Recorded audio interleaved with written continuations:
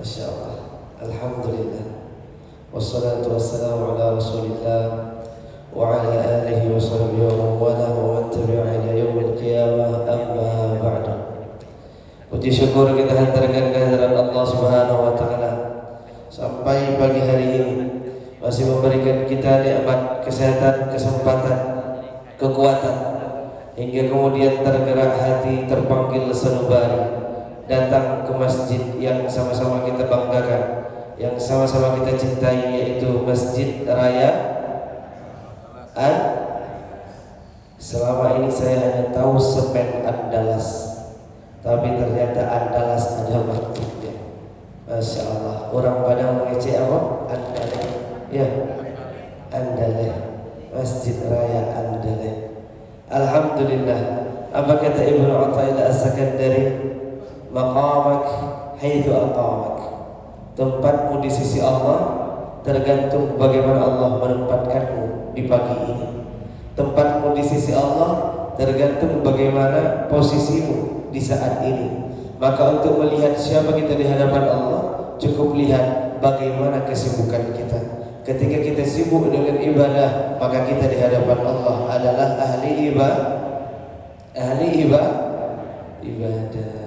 Mengantuk Bapak Ibu? Indah.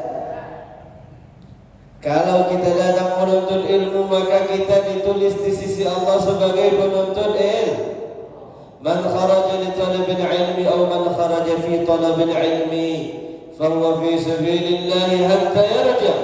Siapapun yang keluar belum mendengarkan tausiah, belum mendengarkan ceramah, belum mendengarkan tabligh, dia datang dari rumah, setiap langkah dihitung fi sabilillah sampai ia kembali pulang.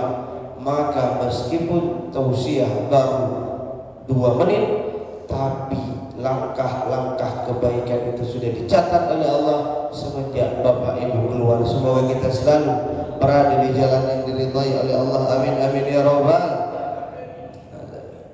Salawat berangkaikan salam kita doakan senantiasa tercurahkan kepada baginda Nabi besar Muhammad sallallahu alaihi wasallam, juga kepada keluarga dan para sahabat beliau, para tabi'in, ulama mutaqaddimin, mutaakhirin, dan ulama mutabar di akhir zaman yang sampai hari ini masih senantiasa mengarahkan agar umat terus tercerahkan.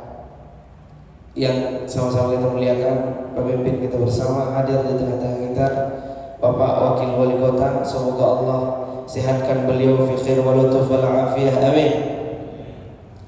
Juga kepada segenap tokoh, para masyayikh, para asatiz, tuan guru, bapak-bapak, ibu-ibu sekalian, imam masjid, panitia, seluruhnya baik disebutkan ataupun yang tidak disebutkan, semoga kita semua dimuliakan oleh Allah, amin amin ya rabbal.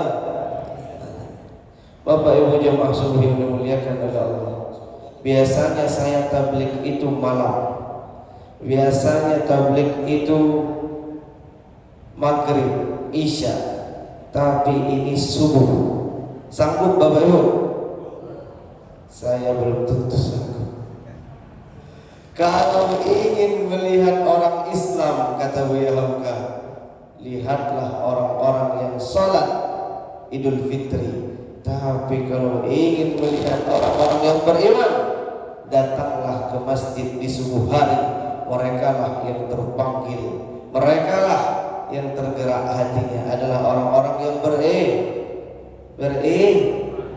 ikut lameh bana rasanya. Kamu bisa mengecil bahasa Batak tapi siki-siki, tidak mengarah. Jadi ikut bahasa apa? Bahasa Batak atau bahasa Indonesia? Bahasa Batak. As-salatu khairun minan naum. Yang mendengarkan panggilan ini tidak hanya yang datang, semuanya.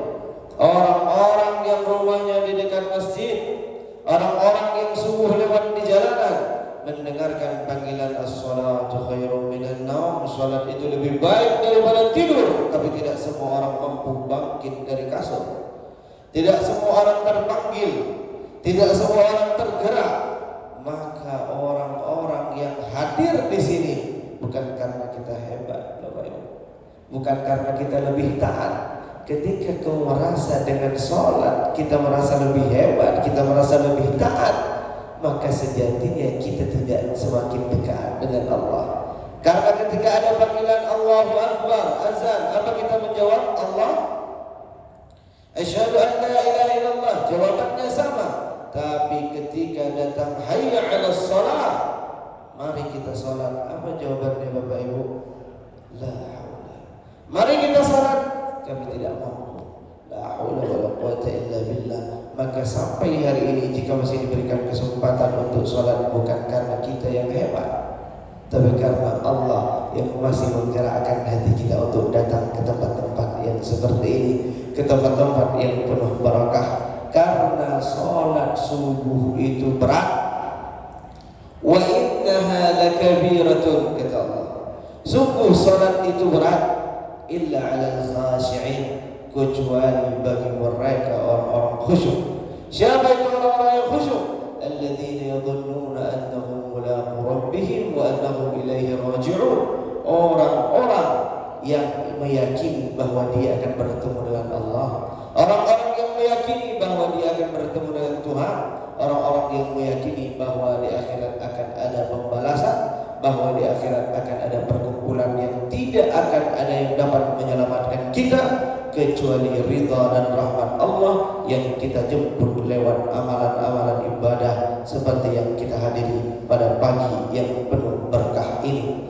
Yaqulu syaitan ala qafiyati ra'si ahadikum idza nama thalatha 'uqad, kata Nabi. Setan itu ketika kita tertidur, dia duduk, dia menekuk, dia berada di atas kepala setiap kita. Bagaimana cara melepaskan ikatan setan?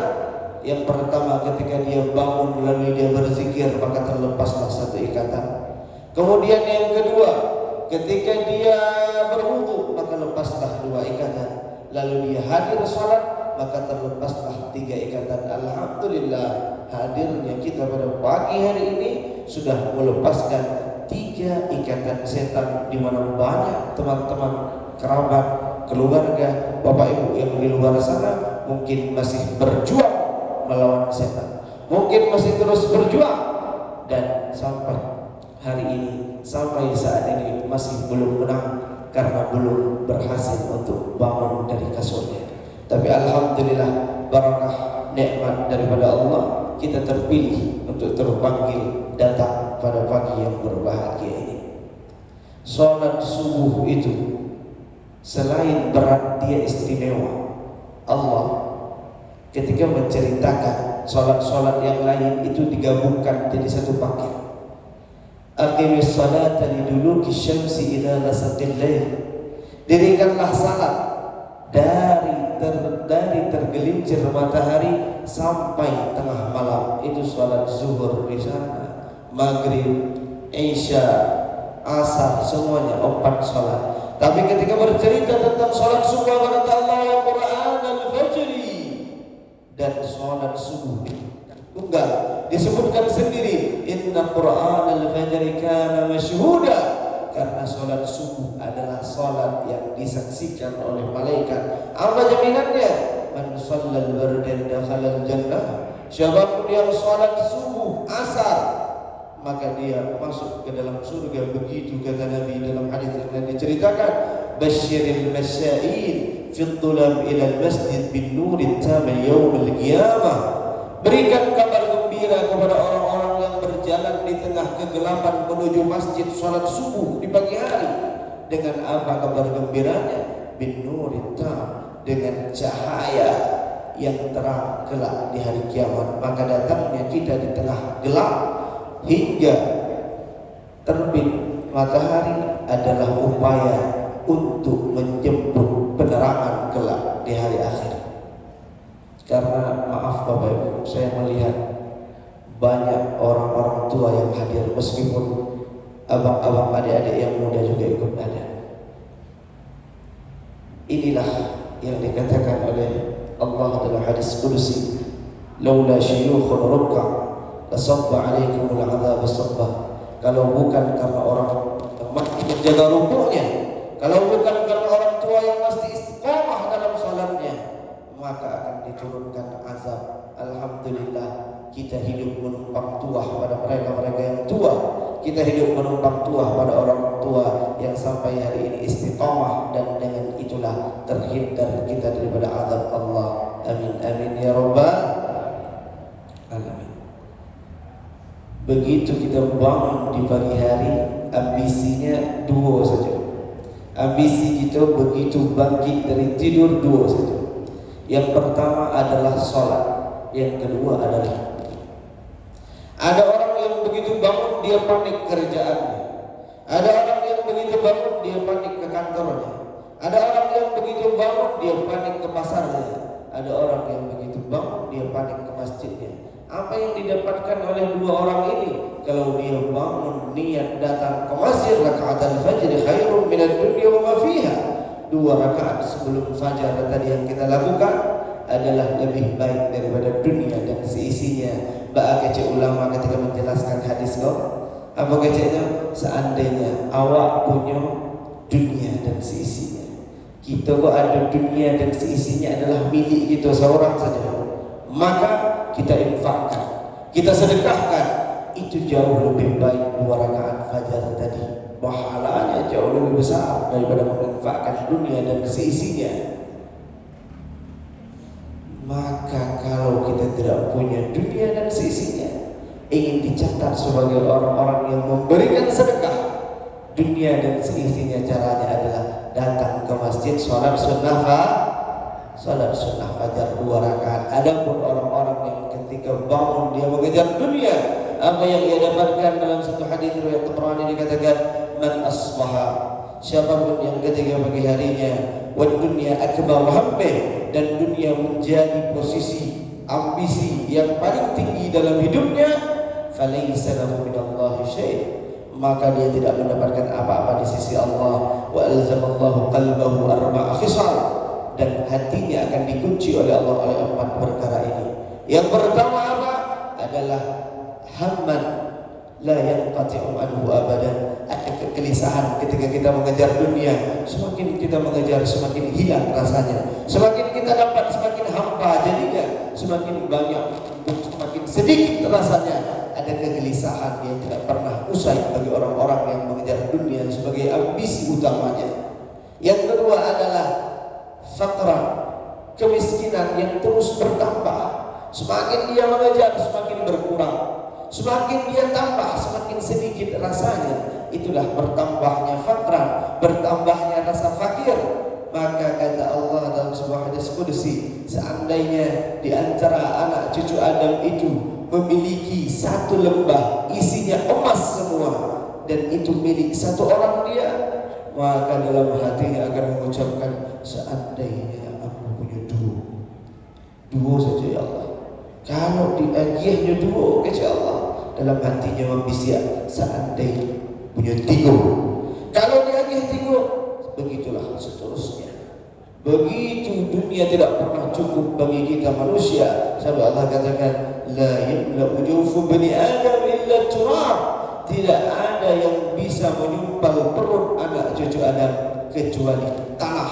Dengan tanahlah manusia baru merasakan kenyang. Manusia baru hilang dari ambisi, manusia baru hilang dari kelaparan. Apa itu tanah? Datangnya kematian. Yang ketiga adalah hamman faqran syughlan, kesibukan yang tiada henti bagi orang-orang yang mengejar dunia. Allah dalam Al-Quran mengatakan sibuk itu hanya ada 2, maka pilihlah salah satunya untuk mendapatkan satu yang lain. Kapan Allah menyebutkan sibuk? Yang pertama ketika menggambarkan orang-orang munafik yang tidak ikut berperang dengan Rasulullah. Syaghalatna amwaluna, syaghal artinya sibuk. Ya Allah, ya Rasulullah, kami disibukkan dengan harta, tidak sempat berperang. Kami disibukkan dengan harta, tidak sempat ibadah. Kami disibukkan dengan harta, tidak sempat infak. Syaghalatna amwaluna, kami disibukkan dengan harta. Ini kesibukan pertama yang Allah katakan. Adapun kesibukan yang kedua dalam Quran surah Yasin, inna ashabal jannati al-yawma fi syughulin fakihun. Sesungguhnya orang-orang yang ada di surga berada dalam kesibukan yang penuh dengan kenikmatan, maka hanya ada dua kesibukan. Pilih salah satunya, kau tidak akan mendapatkan kesibukan dua-duanya. Ketika kita sibuk ambisi dengan dunia melupakan akhirat, maka akhirat tak akan pernah kita dapat. Itulah dua kesibukan. Ya, kemudian yang terakhir adalah amalan, cita-cita, panjangnya angan-angan. Orang yang semakin terus mengejar harta, semakin terus mengejar dunia, semakin tinggi angan-angannya. Dia tidak lagi mencari rezeki tapi validasi. Dia tidak lagi mencari kebutuhan tapi pengakuan. Yang dia butuhkan adalah diakui oleh orang-orang yang tatawaluna fil bunyan, kata Nabi. Mereka saling meninggi-tinggikan bangunan bukan untuk kebutuhan tapi untuk saling membanggakan. At-takatsur, alhaakumut takatsur. Dia disibukkan dan dihancurkan oleh saling berbanyak-banyak harta, hingga kemudian begitu dia selesai, datang Israel mencabut nyawanya, barulah ia rasakan, barulah ia sadari. Idza jaa lahumul maut, ketika datang mati itu kepadanya, apa yang ia katakan? Qala rabbirji'uni la'alli a'mal salihan fima taraktu. Ya Allah, seandainya saya bisa hidup lagi, maka saya akan berbuat kebaikan-kebaikan. Maka selama kita masih ada di dunia, selama hayat masih di kandung badan, nyawa masih di dalam jiwa, teruslah berbuat baik, teruslah beramal soleh, teruslah meningkatkan ibadah. Dunia sa'afat jamaha ta'ah, dunia itu hanya sesaat. Maka istilah dengan perkara-perkara yang taat, salah satunya adalah datang ke masjid sholat subuh dan berinfak. Masya Allah, tabarakallah. Kita tutup dengan sebuah peringatan. Ara'aital ladzi yukadzibu bid-din? Adakah kalian melihat siapa itu pendusta agama? Bukan mereka yang meninggalkan sholat, bukan mereka yang sedikit ibadahnya, bukan mereka yang malas puasanya, tapi mereka adalah fadzalika alladzi yad'u al-yatim wa la yahuddu 'ala ta'amil miskin. Mereka adalah orang-orang yang menelantarkan anak yatim, yang menelantarkan fakir miskin, padahal dia berpunya, padahal dia ada harta, padahal dia ada kecukupan, namun tidak mau memberikan bantuan. Itulah orang-orang yang mendustakan agama. Semoga kita dijauhkan daripada sifat-sifat yang demikian, dibukakan hatinya untuk terus beribadah, dibukakan hatinya untuk terus berbagi dan berbuat baik karena Allah. Satu hadis Nabi katakan, man shallal fajr, siapapun yang salat subuh, thumma qa'ada yadhkurullah hatta tatlu'a asy-syams, kemudian dia berzikir mengingat Allah sampai terbitnya matahari. Berzikir itu ziddul ghaflah, lawan daripada kelalaian. Duduknya kita di sini adalah zikir dari tadi. Maka apa balasannya? Seperti haji dan umroh secara sempurna 3 kali.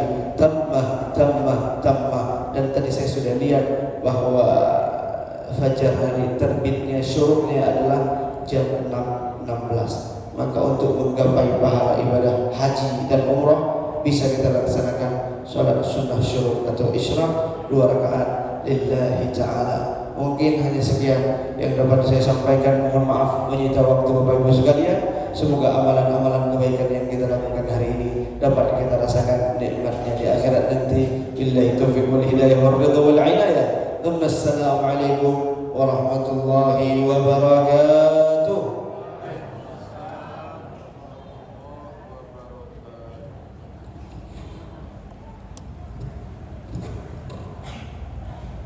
Terima kasih kami ucapkan kepada Ustaz Habibie An-Nawawi LC. Luar biasa apa yang disampaikan dengan ceramahnya, apa yang disampaikan oleh beliau. Banyak nasihat-nasihat tadi, kutipan-kutipan hadis tadi yang disampaikan.